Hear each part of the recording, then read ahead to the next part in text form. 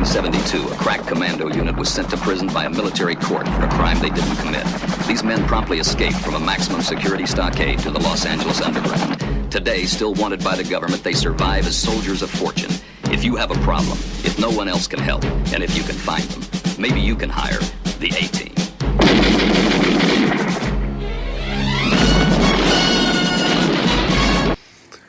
Bienvenue à toutes et à tous sur le plateau des ondes clandestines. Aujourd'hui, émission toute particulière consacrée à Nicolas Sarkozy à nouveau. Gérald Darmanin étant allé le voir. Le 10 novembre, il y a l'examen de sa remise en liberté, peut-être conditionnelle, je ne sais pas. Nous allons l'étayer en fait au sein des ondes clandestines avec Jean-François Carracci, ex-agent de renseignement italien sous Andreotti et Berlusconi. Écoutons-le. La démonstration excessive de loyauté que Gérard Darmanin semble vouloir démontrer auprès de Nicolas Sarkozy et auprès du camp public révèle plusieurs éléments. Une plainte a été déposée par un collectif d'avocats qu'on jugera partial, subjectif et orienté, bien évidemment, parce que 29 avocats sur les plus de 100 000 qui peuvent exister, c'est bien évidemment un chiffre insignifiant. Et bien sûr, on pourra émettre l'hypothèse de la politisation de cette action. Le droit français, lui, déterminera si la plainte est fondée ou pas. Tel ou tel parquet décidera, n'est bien fondé, s'il n'y a pas constitution de partie civile, c'est le procureur qui décide. Le procureur qui a pour chef Darmanin, chef ultime, n'est-ce pas? Malgré une dite séparation des pouvoirs et indépendance de la justice, et si le procureur dit circuler, il n'y a rien à voir, ce collectif peut très bien se constituer partie civile auprès du doyen des juges d'instruction et forcer l'instruction de la plainte. Je ne fais pas une démonstration de droit civil et de droit pénal, je ne suis pas juriste, je ne suis pas avocat, je ne suis pas juge, je ne suis pas flic et je n'ai jamais prétendu être l'une de ces trois professions que je respecte infiniment pour autant.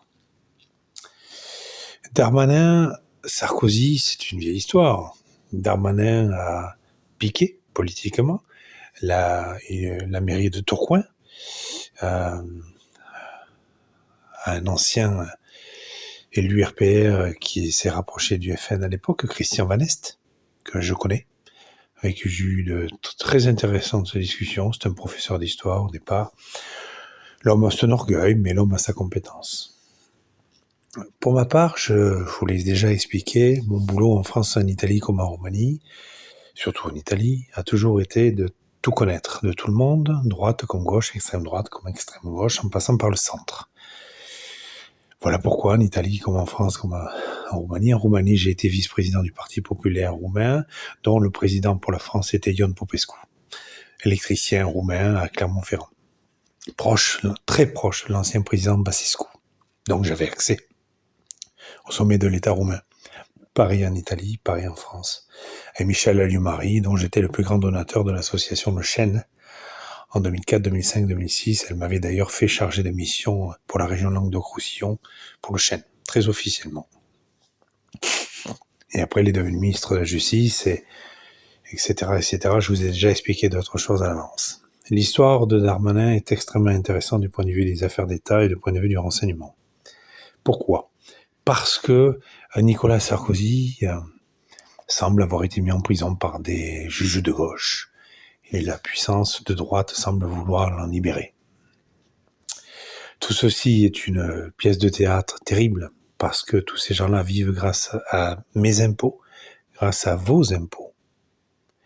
Toute cette comédie-là est née grâce à nos impôts. Nous avons là une démonstration de ce que la démocratie nous offre, nous propose, en échange de nos bulletins de vote et en échange de nos impôts, que nous devons payer sans discussion. Eh bien, nous avons, en remerciement des gens que nous finançons, de ces très hauts fonctionnaires, ou de ces ministres, ou de ces présidents, de ces députés que nous finançons, de droite, de gauche, d'extrême droite, d'extrême gauche, eh bien, cette pièce de théâtre macabre, où en fait, ces gens font comme si on était obligé de leur donner le pizzo. Vous savez, le dû à la mafia. Je n'ai rien à dire contre Gérard Darmanin, je n'ai rien à dire de bien non plus. Il était dans la boucle du dossier Cosimo Prete à l'époque. J'avais d'ailleurs dit à Cosimo Prete, n'accuse pas le ministre de l'Intérieur comme cela, ça n'est pas bon. Moi, je suis sur écoute téléphonique. Lui, il était certainement vu l'enjeu qui était le sien sur sa carte nationale d'identité. Et ma solution, toute simple, sans aucune magouille, sans aucune corruption, sans aucune manipulation, a été de générer la situation pour que les deux avocats concernés de chaque partie déjeunent ensemble. Et à l'issue, le problème était réglé. Je sers un peu de grande table, si vous voulez. Pour les passionnés de John Wick, je sais faire ça parce qu'on m'a enseigné à le faire. Parce qu'Andréotti le faisait, parce qu'il m'a enseigné. Je ne suis pas devenu le grand maître de la grande table. Je ne vais pas fantasmer sur cela. Mais ce que je vous expliquais, c'est que ce monde-là existe. La confrérie des assassins a existé, existe et existera, par exemple. Si je fais ce parallèle avec l'histoire de Darmanin, etc., c'est parce que, comme je vous le dis, la démocratie nous offre ce qu'elle peut, finalement. Sur 10 personnes, si vous avez 6 connards qui pensent quelque chose, mais que vous avez 4 personnes brillantes, intelligentes, qui pensent autre chose, et que la solution est là, pour le bien de chacun, ce sont les 6 connards, avec leurs idées tordues et malhonnêtes, qui auront raison. Donc moi, je suis pour la démocratie, je suis surtout pour un régime social, politique, sécuritaire juste, qui fonctionne parfaitement selon la nature humaine. Et je pense qu'un roi, une reine juste peut permettre cela, qu'un roi préside un conseil royal dans lequel toutes les forces politiques sont représentées. Droite, extrême gauche, écologiste, enculeur de poules, suceur de mouches. Tous. Et le roi, la reine, en permanence arbitrera, sans que vous et moi, par nos impôts, par nos bulletins de vote, par notre propre tranquillité de vie, à cause du prix de l'électricité, à cause du prix de la viande, à cause du prix de l'essence, nous en payons le prix. Nous payons le prix des folies individuelles et collectives que la démocratie nous fait librement mettre en place. Nous élisons en permanence nos bourreaux qui, au lieu de nous remercier de leur permettre de réussir leur vie, nous volent, nous ruinent, nous salissent, nous tuent, quand on se retrouve sur la liste de Matignon. L'idée dans ces podcasts, c'est très important, c'est de transmettre une sagesse venue des temps anciens. C'est de transmettre ce que nous sommes, ce que je suis, ce que vous êtes. Des êtres humains qui avons des réflexions, des raisonnements, des réflexes innés et acquis selon la culture qu'on a, selon le sexe qu'on a, selon où on est né sur Terre, selon la religion qu'on a. Mais tous entre nous, ce que nous avons en commun, c'est que nous sommes des êtres humains qui fonctionnent tous de la même manière. Donc l'histoire d'Darmanin, au-delà de la leçon d'anthropologie que je peux vous faire et qui peut vous plaire, vous agacer, l'histoire d'Darmanin, qui est une histoire parmi tant d'autres, nous explique quoi ? Que, au-delà du fait qu'il est ministre, il adore Sarkozy. Mais le problème, c'est que comment on peut imaginer que, par exemple, le ou la juge d'application des peines qui s'occupe de l'incarcération de Sarkozy ne puisse pas se dire « il faut que je plaise à mon ministre pour être tranquille ou pour avoir un avancement ». Tout cela nous propose à la réflexion, à l'observation, un jeu biaisé, un champ de sable mouvant qui est extrêmement désagréable. Que le président de la République se retrouve dans la situation qu'il a lui-même générée. Il y a 8 ans, il a expliqué qu'il allait réécrire la civilisation. Ouais, voilà. 8 ans après, nous y sommes. La République est morte. Les partis politiques nous offrent comme candidats que des gens qui savent s'enrichir à titre personnel, mais qui n'ont aucune idée de ce qu'il faut faire. La taxe dont il est question actuellement là est une taxe grotesque. Vous pouvez laisser les riches être riches sans que les pauvres restent pauvres. Parce que le problème, ce n'est pas que les riches soient riches et les très riches soient très riches. C'est que le système de distribution est pourri. La façon dont l'État dépense son argent, que ce soit les grandes administrations, que ce soit les députés, les sénateurs, les ministres, mais même les maires localement, il n'y a rien qui va. On va construire 50 millions d'euros une médiathèque où il y a 3 personnes qui vont aller dedans. On va filer 50 milliards à l'Ukraine alors que c'est le peuple ukrainien qui est en danger face à son président. Donc on file 50 milliards au président ukrainien, pas aux Ukrainiens.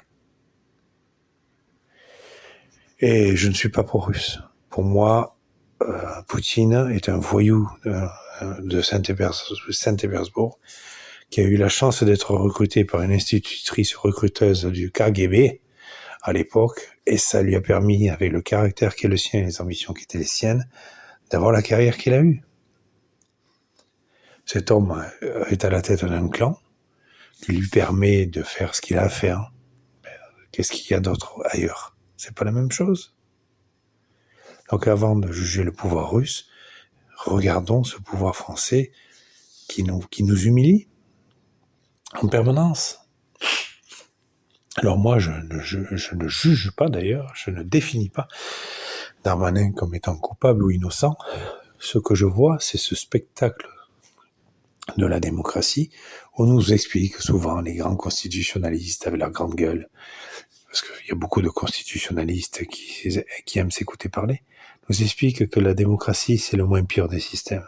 Non, la démocratie, c'est le système qui explique à 6 personnes débiles que les 4 personnes intelligentes sont débiles. Alors ça peut prêter à sourire, sauf que ça crée des situations de fou, de folie, de bêtises. Donc, pareil, on veut rétablir la royauté. On va choisir Louis XX, qui est con à bouffer du foin. Les bonapartistes avec Joachim Murat, qui est un cousin, par le sang. Donc, je le respecte à titre personnel. Mais l'héritage qui est le sien ne veut pas en faire de lui un héros de la France. Le petit-fils de Gaulle qui demande la nationalité russe pour expliquer à quel point il va sauver la France. Abruti.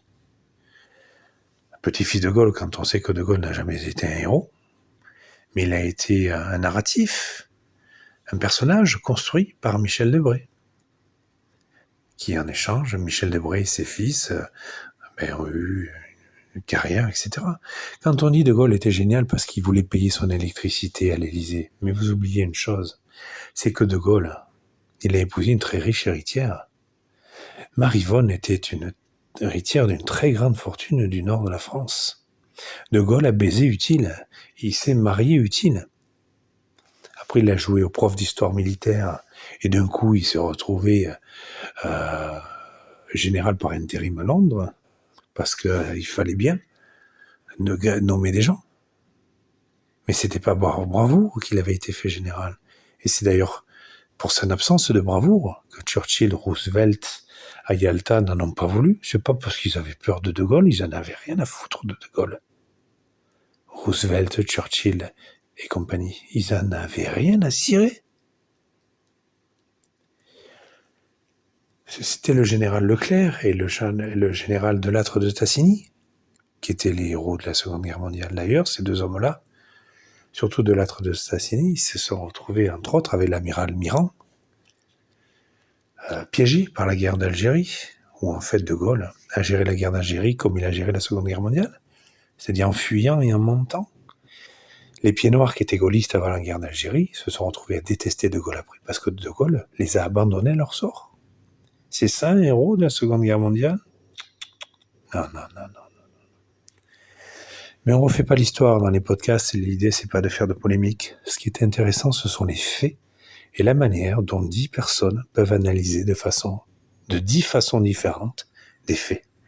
C'est ça mon plaisir, c'est ça le vôtre, j'espère, et celui d'Aurélien qui est un journaliste brillant, dont je recommande sincèrement les services de journaliste, parce que si vous travaillez avec lui, vous serez en paix, parce que le gars sait faire son boulot et il sait le faire comme il convient.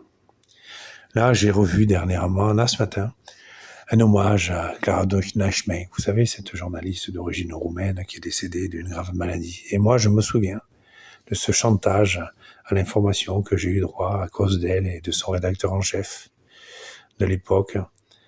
où je devais donner 50 000 €, sinon un article très méchant allait être réécrit sur moi. Il y a des bons journalistes et il y a des mauvais journalistes. Il y a des bons ministres et il y a des mauvais ministres. Il y a des bons fils de roi et des mauvais fils de roi. Petit clin d'œil au prince Andrew, dont j'ai expliqué ces dernières semaines le fils de pute qu'il était. Et finalement, vous constatez que j'avais encore une fois raison. Et voilà, les ondes clandestines, c'est terminé en fait pour ce soir. Merci de nous avoir suivis, encore très nombreux. Je rends l'antenne en pensant également au prince Andrew, destitué, déchu. Finalement, ce n'est que justice. Et j'ai une pensée pour Virginia, pour laquelle j'avais fait un papier il y a quelque temps. Merci de nous avoir suivis. À très bientôt. Au revoir.